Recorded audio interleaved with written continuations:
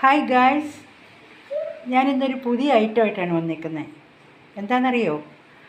മത്തി പൊതിയൽ. അപ്പം അതിന് ചേർക്കാനുള്ള ഉള്ളി, വെളുത്തുള്ളി, കുറച്ച് കുരുമുളക്, ഇഞ്ചി, കറിവേപ്പില, ടേസ്റ്റ് കൂട്ടാനായിട്ടാണ് 2 നട്ട്സ് എടുത്തേക്കുന്നത്.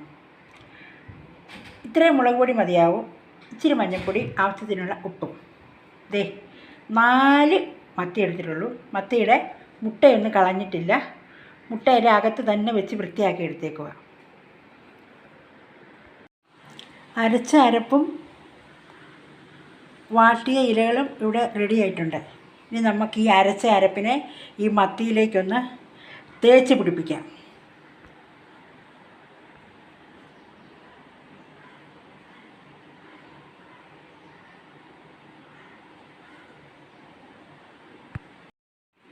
തേച്ച് പിടിപ്പിച്ച മത്തി ഇവിടെ റെഡി ആയിട്ടുണ്ട്.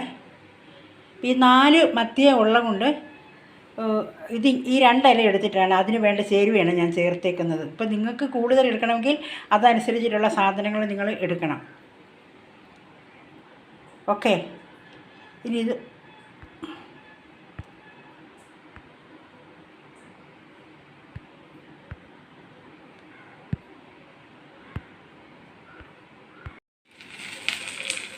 വാവ്, നല്ല അടിപൊളിയായിട്ട് വരുന്നുണ്ട്. ഇനി മൂടി വെക്കാം.